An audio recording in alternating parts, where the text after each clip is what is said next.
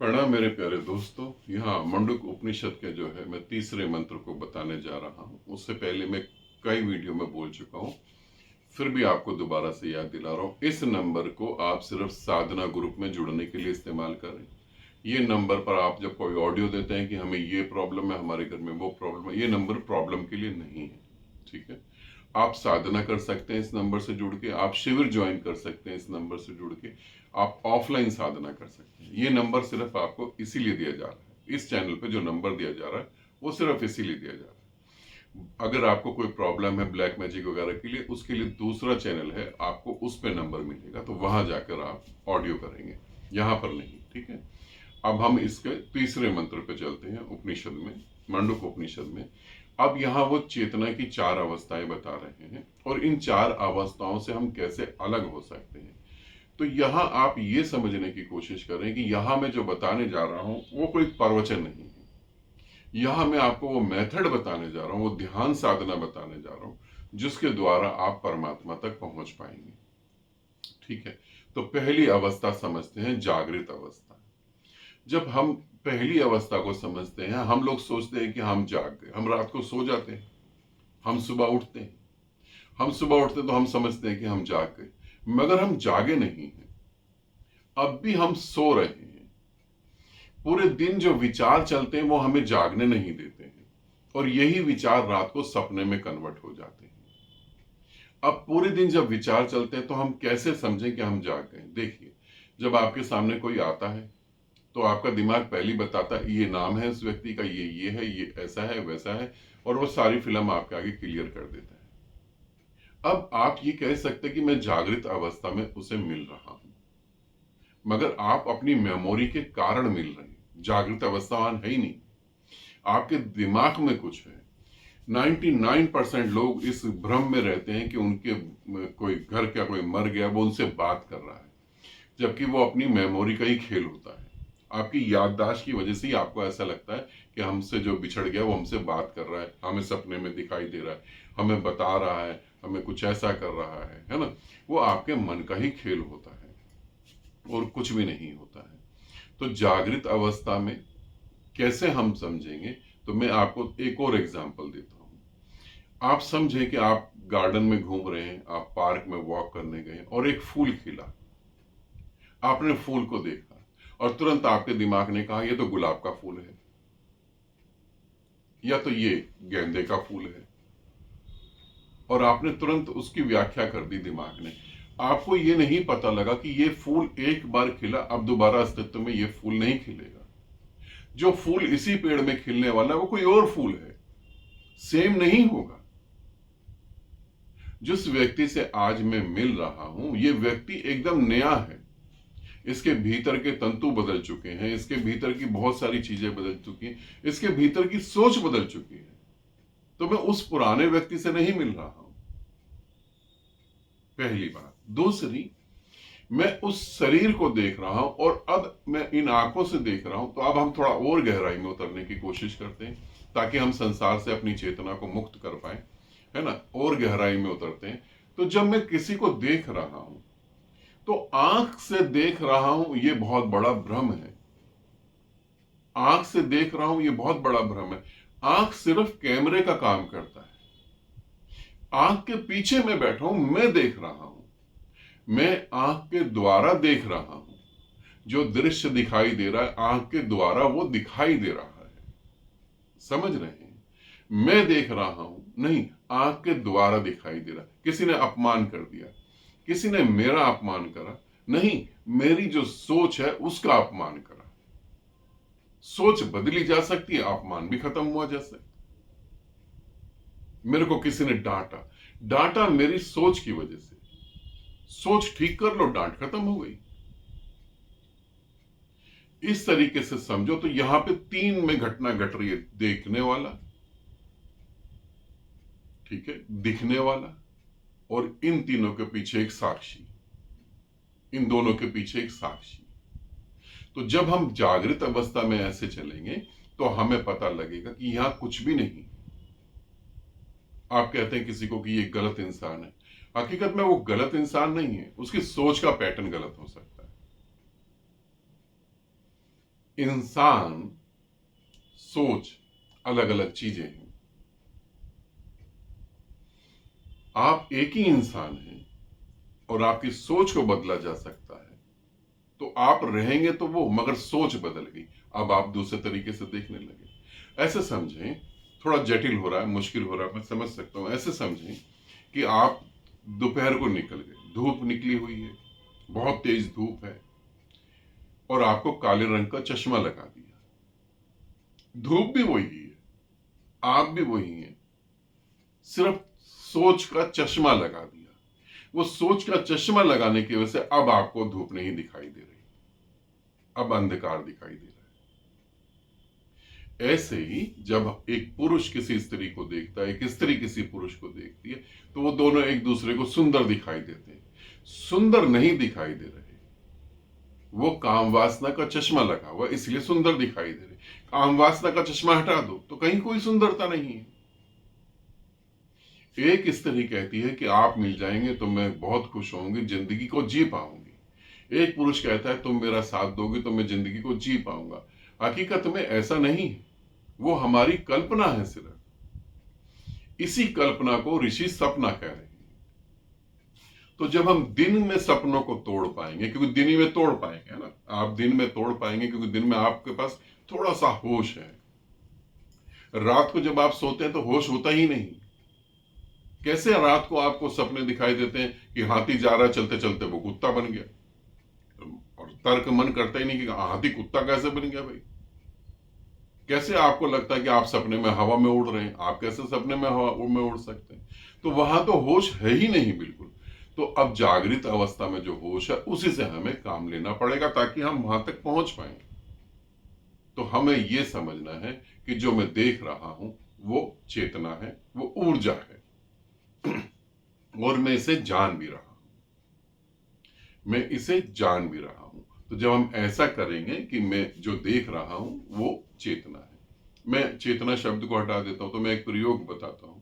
अभी किसी गुरु ने यह प्रयोग करवाया था, मुझे बहुत अच्छा लगा, मैंने भी ये प्रयोग अपने साधकों को करवाया।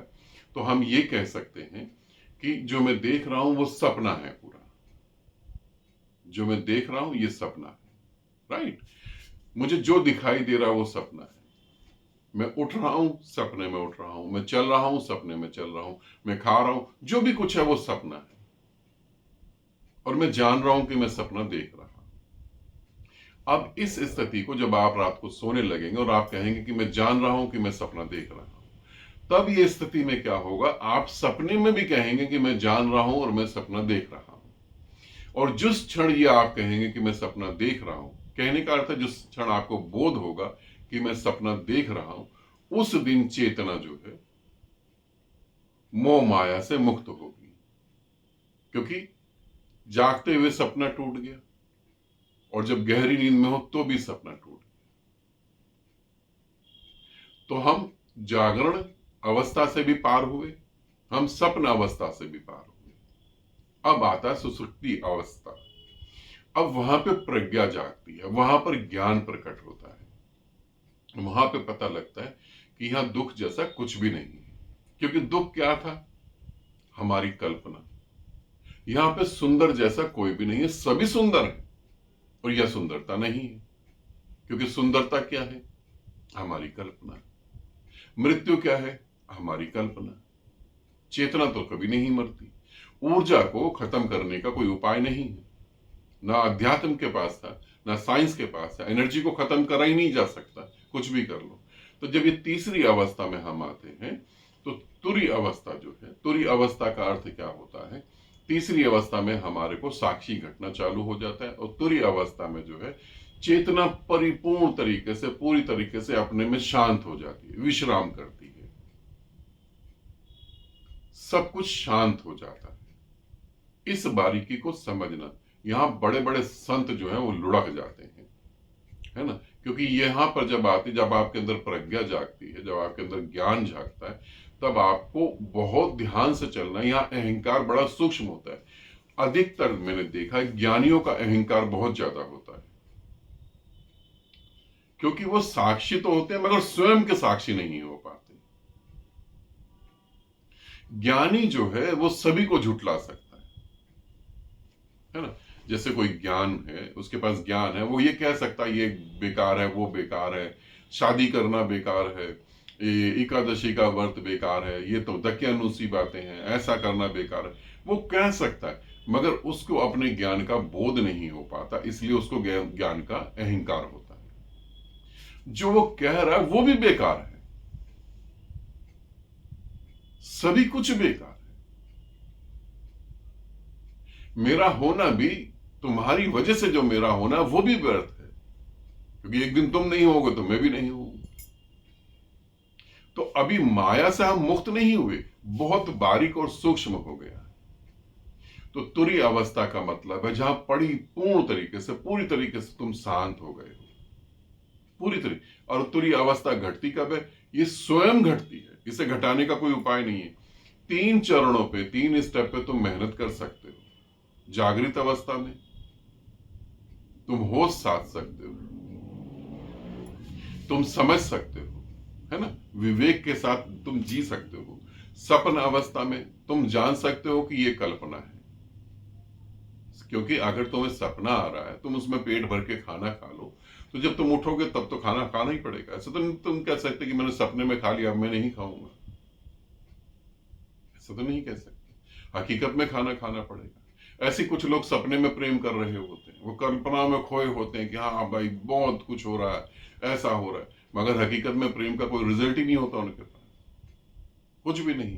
दुखी हैं, परेशान हैं, हारे हुए हैं, निराश हैं, हिम्मत ही नहीं जुटा पा रहे, तो उनके पास कोई रिजल्ट नहीं होता। सपने में वो खुद बड़ा खुश होते हैं, है ना।